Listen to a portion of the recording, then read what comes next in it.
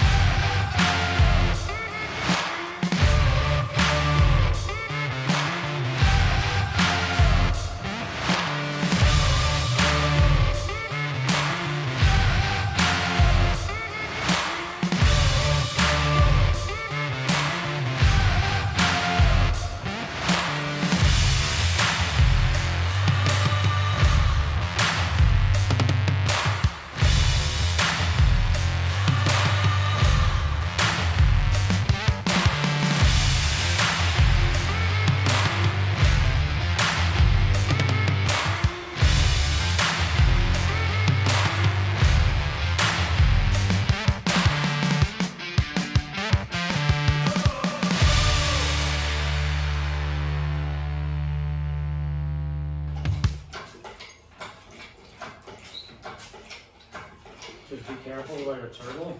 Yeah, you see the hook.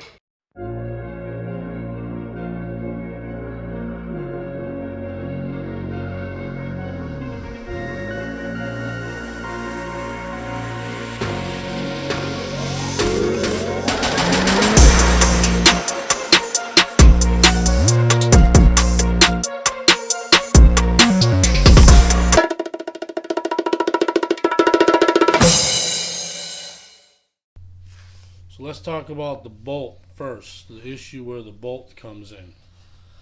So we put the motor in, we get it bound up close, but then it's like not seating at the bottom. I go underneath the car, I look at it, I see there's a bolt holding it up. Somebody put one in there. I'm sure it was put in there just to transport because it was an extra bolt sitting there that no one knew where it went. Mishaps happen, so get mad about that because we're fighting it for a few minutes.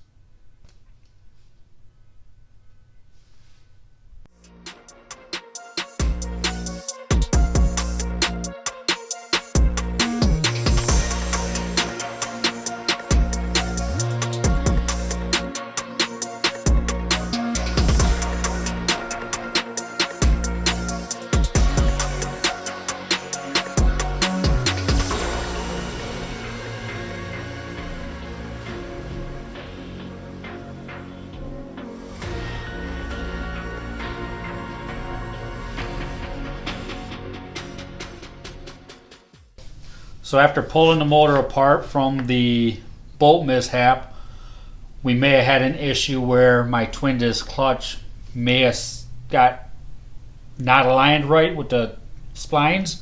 It might have spun a little bit on the motor with one disc. So we had an issue where the clutch, when we put the motor back on, we were putting it together and it just wasn't binding right. Like, we pushed it on, but it was going on tight. So we kind of stopped where we were at, got it closed up, and then moved on forward.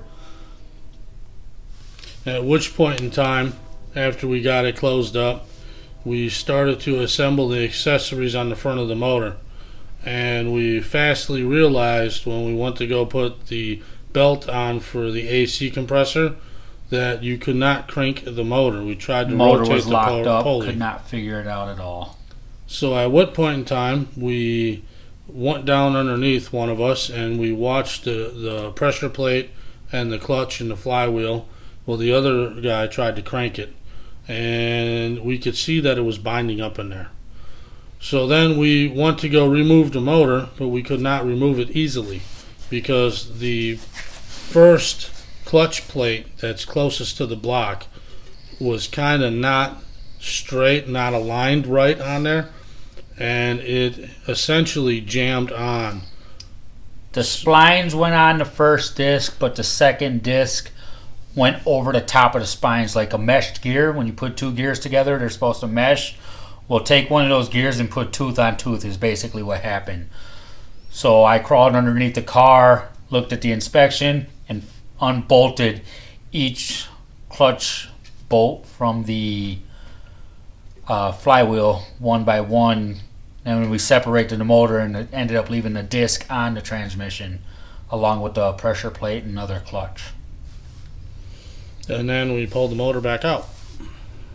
And at which time we reinstalled the twin disc clutch properly, getting everything straight aligned after we cleaned the burr off because there was a little burr on there. And then we reinstalled the motor for the third or fourth time, I believe, in one day. And yeah.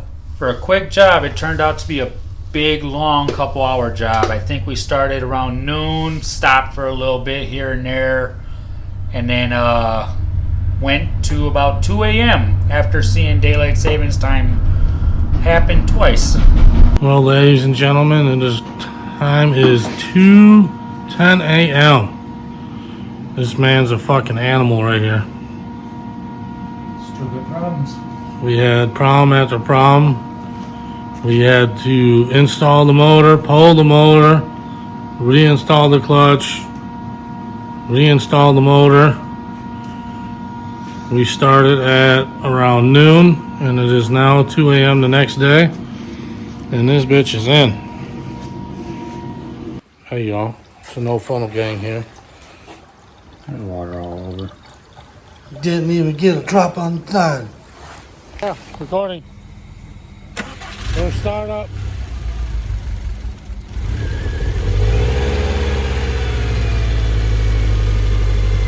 There she goes, gentlemen. Successful install, I'd say. It started.